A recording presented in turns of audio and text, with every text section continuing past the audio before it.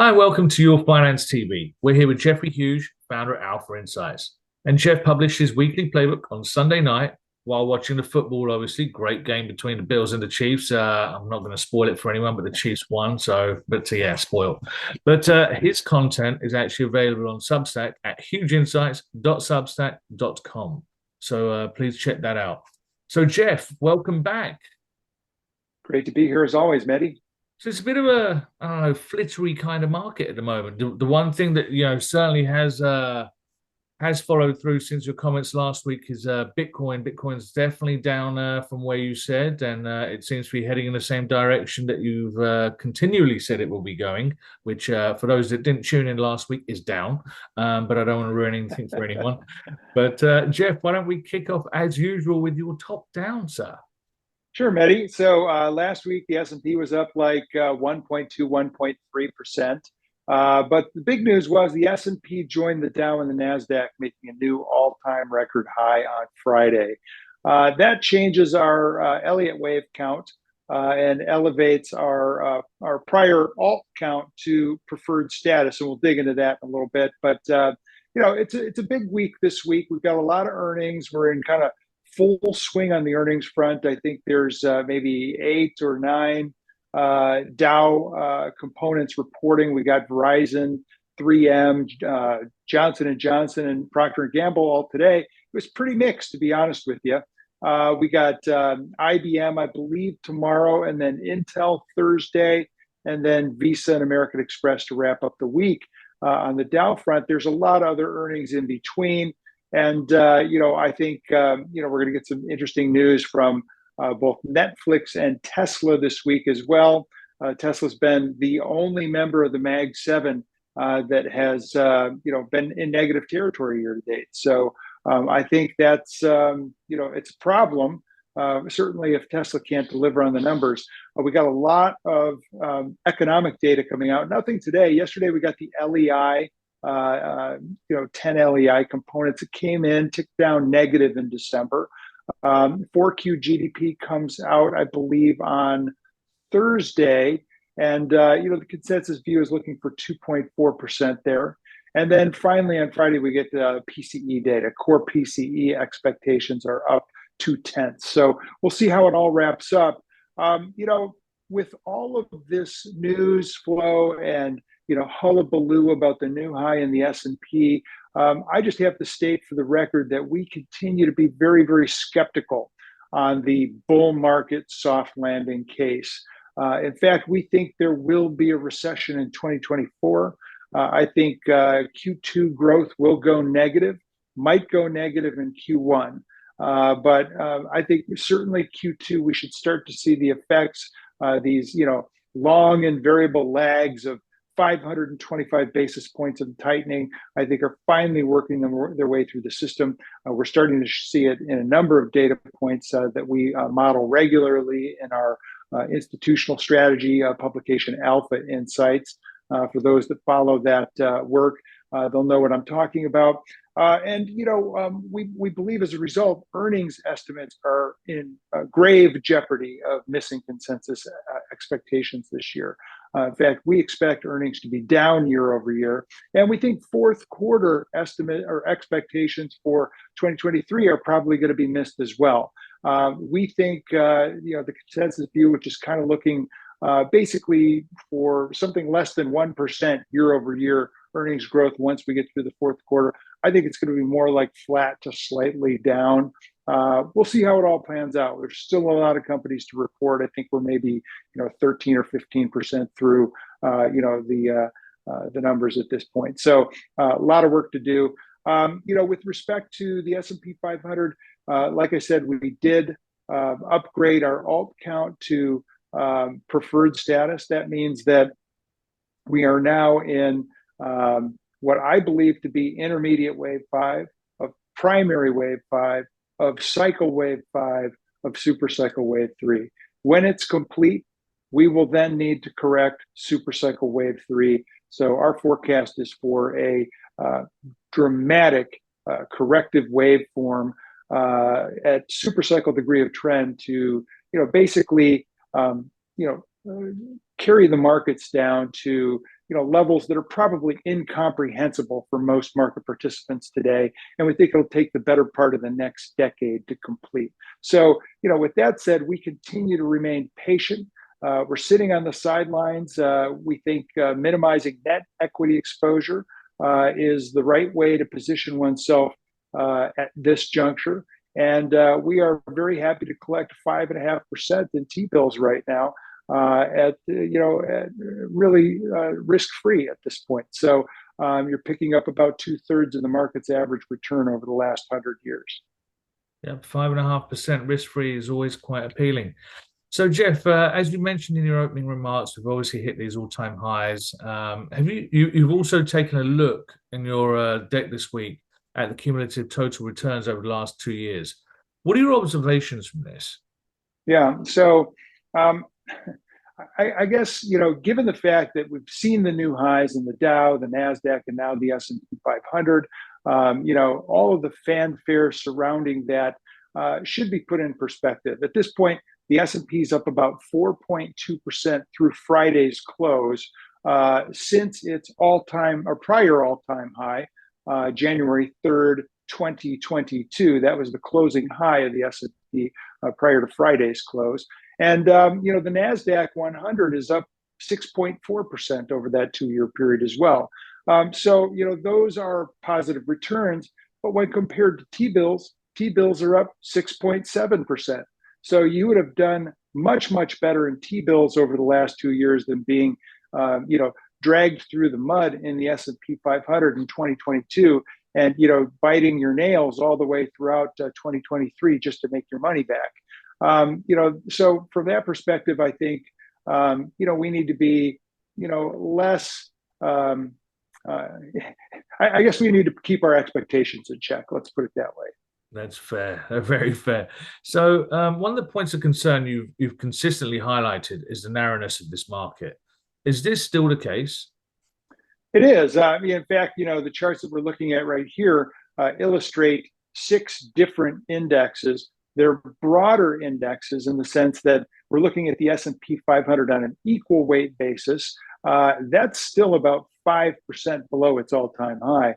But the Russell 2000, even after yesterday's nice rally, is still down 20% since its all-time high, which occurred, I believe, November 8th, 2021. So, it's been well over 2 years. We're still in a bear market, at least as the financial media gauges it, more than 20% decline.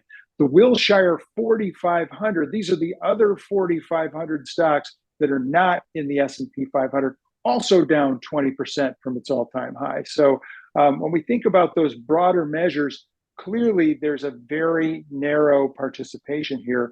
Another way to think about it is to look at these tech innovation funds or indexes. The first one that comes to mind is the junior NASDAQ 100. This is like the NASDAQ 100 Next Gen.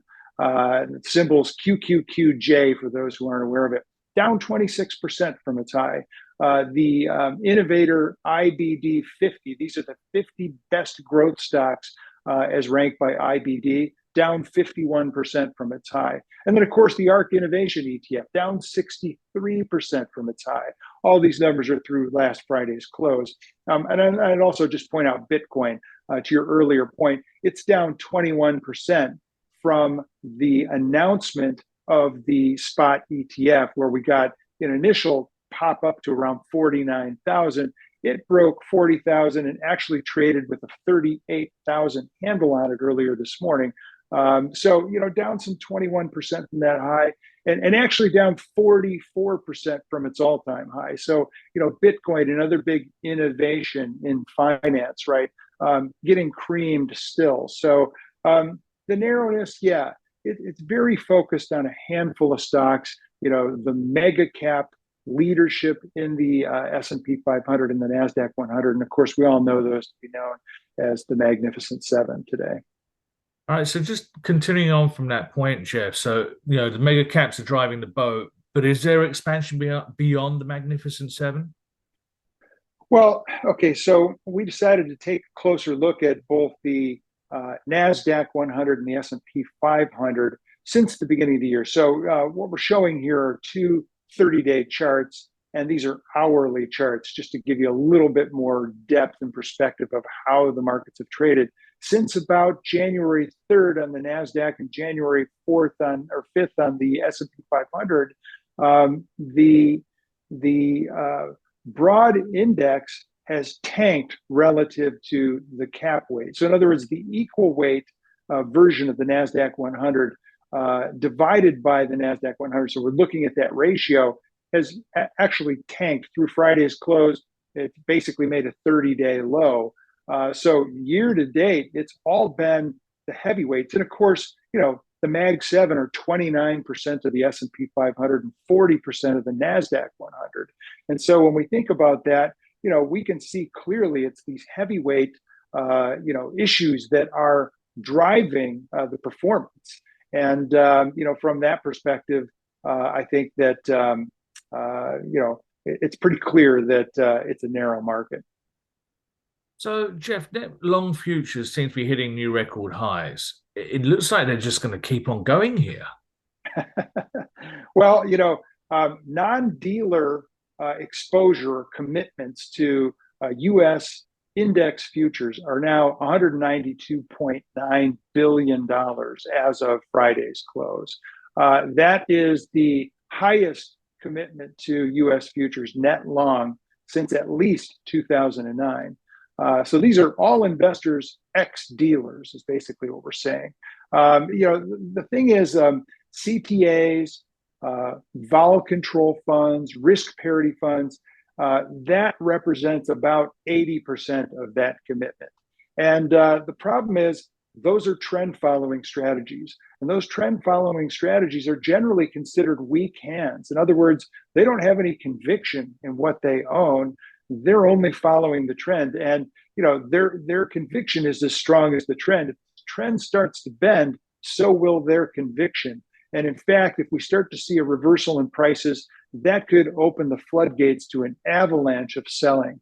I think that's one of the biggest risks out there. And it speaks to, the speculation in the market right now and the exuberance in the market with that speculative cohort of investors. So I guess on the flip side of the speculation side of the net long futures investments, the flip side is the insiders, right? And one would say they are the smartest money. And this cohort is actually seeing selling, and the selling seems to be continuing there. Yeah, well put. The insiders are the most well-informed investors on the street. Insiders are C-suite executives and directors, and they have access to material non-public information about their businesses. They are selling at a record pace. Last week, they sold 406 million shares versus 2.8 million bought. That's a 145 to 1 sell-buy transaction ratio. So insider selling is at an all-time record high right now relative to speculation, which is also at an all-time record high. The smart money selling and the speculators are all in at this point. You can read between the lines on that one. On the technical side, Jeff, you mentioned in your opening remarks that you're moving towards the alternate count. Do you want to run us through a bit more on these, on your thoughts on this?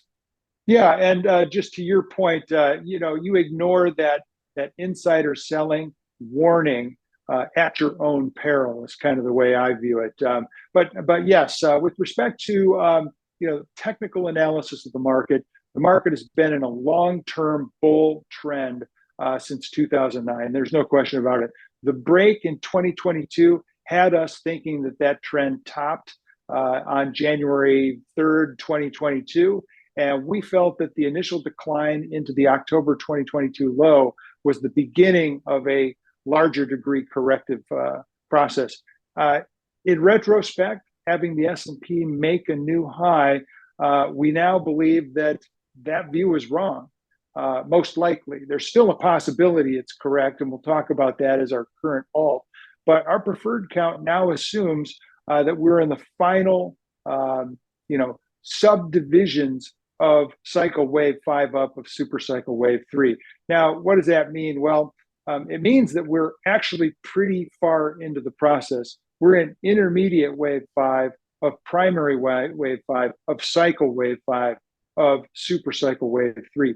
How deep are we into intermediate wave 5? I think we're pretty far. I think we have one more down up to go. I think we need to put in a fourth wave at minor degree of trend, and then a fifth wave at minor degree of trend. This could carry the S&P 500 as high as, say, 4940. And the way I get to that target is we're looking at primary wave 5 in relation to primary wave 1. If we go all the way back to 2009 and look at the initial advance off the 2009 low, we call that primary wave 1. If primary wave 5 equals 2.618 times primary wave 1, then it will get to 4940. Why 2.618? Well, it's a Fibonacci ratio or expansion, okay? So 61.8% would be the golden ratio. And we look at expansions as being 1.618, 2.618. We could potentially go to 3.618, but it's a low probability. It doesn't often happen. Another way to take a look at an upside target, and this would come into play if, in fact, we blow through the 4940 target level. I don't think that's going to happen. But if we did, I'd have to give some consideration to the possibility that the breakout above 4818 could resolve a cup-style base with a measured move higher. That measured move could carry the S&P as high as, say, 6145. I think that's a long shot. That's the dark horse. I heard, a famous strategist on CNBC the other day go out with kind of a 6,000 target on the S&P, looking out 2 years, saying that the S&P would get to 22 times his 2025 estimate. 22 times? I don't understand how you come up with that as being a reasonable multiple of earnings, especially at the latest point in the cycle. But, to each his own, right? I just don't think that's plausible. I think it's far more likely that especially with interest rates in and around the 4 to 5% range up and down the curve, that you're going to have multiples kind of, contract somewhat from their current levels. And I also think that the S&P top-down estimates are light relative, or are heavy relative to bottom-up estimates. In other words, if I take a look at bottom-up estimates, they're much, much more conservative than the top-down estimates for 2024 and 2025. And frankly, normally, bottom-up analysts are way, way more optimistic than top-down strategists and economists. So, economists who are basing all of their expectations on this soft landing, Fed easing because they can, not because they have to, event. I think that's ludicrous, and I think it's improbable, to be quite honest. And if in fact we're right, and we do get a souring in GDP growth in the first half of the year, then I think it will be the prelude to a recession in 2024. And every recession over the past 75 years has resulted in an earnings drawdown of about 29.5% on average. But if you take out the two worst, it's about 18.7% on average. I think we'll probably get about a 15% drawdown in earnings. And if earnings come in flat year over year, as I think for 2023 versus 2022, that would get you to about $187 in earnings for 2024. And I don't think you're going to get a sharp rebound in 2025. So, I think the market's more likely to trade at 22 times $187 than 22 times, 276 or whatever the 2025 estimate is. Be that as it may, our target for the S&P 500, once we top and once we begin what I believe will be super cycle wave 4 down, initially would carry us down to around 2,900, call it 2,900 to be conservative. I think that's where the S&P is going once we top out here in the next days and weeks ahead, if you will. Always, wow, that two-handed always scares me. So, Jeff, how do we make some money? You obviously, in your weekly piece, you have your top tradable actionable ideas, top actionable trade ideas. Sorry, I got that the wrong way around. With 5 longs, 5 shorts. So I'd urge people to sign up and check that out. But why don't we talk about some sectors here? Are there any sectors you'd like to position yourself right now? Yeah, the sector that has my attention the most is healthcare. And the reason for that is twofold. Number one, it was one of the worst performing sectors last year, but it is also the sector that's seeing the highest positive revisions in earnings for 2024. So I think you've got a pretty, oversold sector with some positive fundamental catalysts in terms of earnings revisions to the upside. And also look at valuations. It's trading at a discount to the market. And so, I think it gives you a better margin of safety than chasing, what's working today, which is tech and comm and the Mag 7. The other thing that a lot of people are focused on is, these little mini rallies that we've seen in the small cap space. For example, the Russell 2000 saw a big rally off of its lows in the fourth quarter, and gave much of it back in the first couple of weeks of January, but then suddenly got a pop as it's found some support on a moving average, and we were up some 1% yesterday, maybe up another percent today. I'm not sure, but at the end of the day, I think small cap is a sell. Okay, I think if we go into a recession, small cap is going to fare worst. Of all the market segments, that's the least likely to outperform during a recession.